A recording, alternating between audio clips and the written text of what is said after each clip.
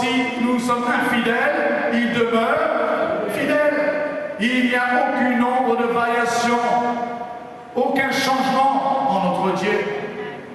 Ce qu'il a dit, il le fera. Amen. Il se tient derrière sa parole. Il n'est pas un homme pour mentir, ni fils d'un homme pour se repentir. Il se tient derrière sa parole. Et c'est pour cela que nous pouvons mettre notre confiance en Dieu. Je peux m'appuyer sur toi, Seigneur. Est-ce que tu peux le dire? Je peux m'appuyer sur toi, Seigneur. D'écouter la parole de Dieu, enfant de Dieu. Parce que Satan a voulu cribler la foi de Pierre. Mais Jésus lui a dit, Satan vous a réclamé, Satan voulu te cribler comme le froment, mais j'ai prié pour toi afin que ta foi ne défaille point. J'ai prié pour toi afin que ta foi ne défaille point. Et si notre foi est défaillante, nous sommes perdus. Et la Bible dit que la foi vient de ce qu'on entend. Ce qu'on entend vient de la parole de Christ. On a besoin d'entendre la parole de Dieu. On a besoin d'être en présence de la parole de Dieu pour être fortifié dans les moments difficiles. Il ne faut pas se laisser aller. Il ne faut pas se décourager parce que Dieu est fidèle. C'est que vous en avez besoin. Et qu'est-ce qu'il dit au verset 33? Il dit, cherchez, il dit quoi? Cherchez premièrement le royaume et la justice de Dieu. Et toutes ces choses vous seront données par-dessus. Cela veut dire quoi? Que nous devons donner la première place à Dieu. Quels que soient les moments les plus difficiles qu'on peut vivre. Le matin, quand tu te réveilles, tu élèves la voix devant le Seigneur, tu lui donnes la première place. Tu lui dis, Seigneur, je veux t'honorer en ce jour, Seigneur. Me voici avec tous mes problèmes, mes difficultés, mes souffrances, ce que je ne comprends pas, Seigneur. Et mon Dieu, tu dis dans ta parole, cherchez premièrement le royaume des cieux et sa justice, et toutes ces choses vous seront données par-dessus. Oui, Seigneur, en ce jour, je te donne la première place. Je viens dans ta présence.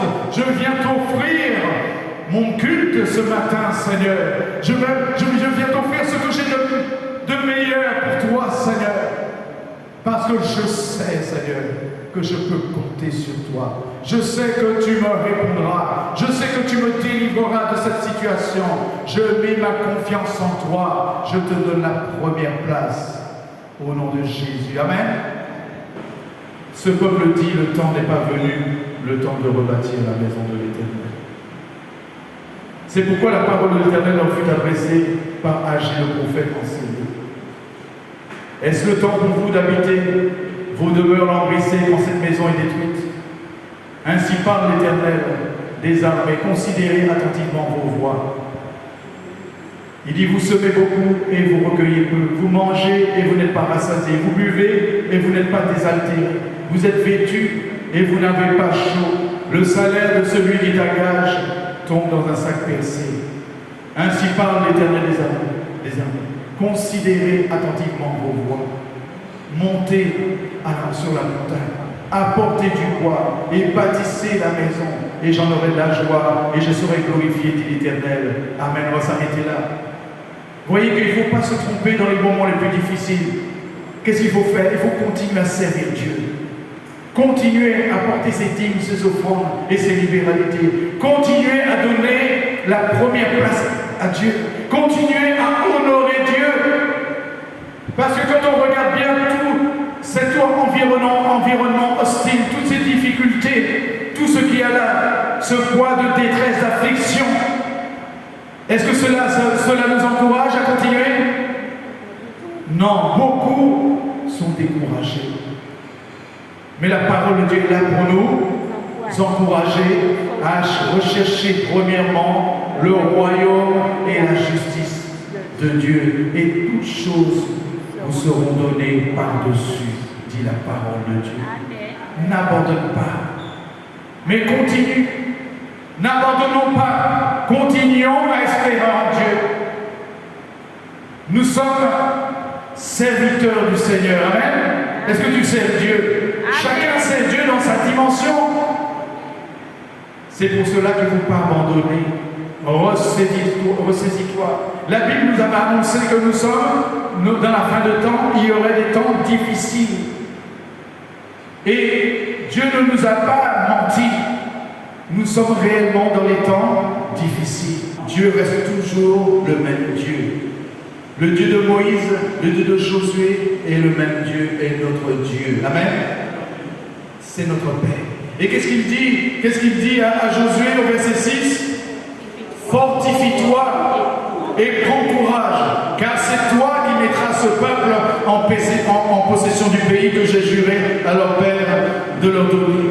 Il dit fortifie-toi seulement et aie bon courage en agissant fidèlement selon toute la loi que Moïse, mon serviteur, t'a prescrite. Ne t'en détourne ni à droite ni à gauche, afin de réussir dans tout ce que tu entreprendras. La réussite, la gloire de Dieu se trouve dans la parole de Dieu.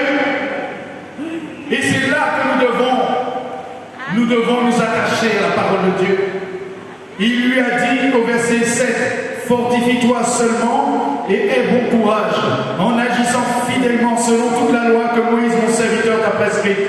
Ne t'en détourne ni à droite ni à gauche, afin de réussir dans toutes tes entreprises. Il dit au verset 8 que ce livre de la loi ne s'éloigne point de ta bouche, médite-le jour et nuit pour agir fidèlement selon tout ce qui est écrit, car c'est alors que tu auras du succès dans tes entreprises. C'est alors que tu réussiras. Ne t'ai-je pas dit? Et il insiste. Dieu insiste. Il se répète. Il dit, ne t'ai-je pas dit? Ne t'ai-je pas donné cet ordre? Fortifie-toi et prends courage. Ne t'effraie point et ne t'épouvante point, car l'Éternel ton Dieu est avec toi dans tout ce que tu entreprendras. Amen. Amen. Enfants de Dieu, nous devons plonger les regards dans la parole de Dieu. Notre délivrance, notre guérison, la solution à toutes nos difficultés se trouve dans la parole de Dieu. Jésus est la parole. Nous devons nous y attacher. On doit s'attacher à la parole de Dieu. Et Dieu va même jusqu'à répéter à Josué, ne t'ai-je pas donné cet ordre? Fortifie-toi. Ça, pourquoi il dit ça, Dieu? Parce qu'il n'était pas dans cet affermissement que Dieu attendait de lui. Il n'était pas encore, il s'était pas encore rendu fort. Et Dieu lui dit, fortifie-toi. Ça veut dire que ce n'est pas Dieu qui va le faire, mais c'est à chacun de se fortifier. À chacun de se fortifier dans le jeûne et dans la prière. C'est à chacun de se fortifier au pied du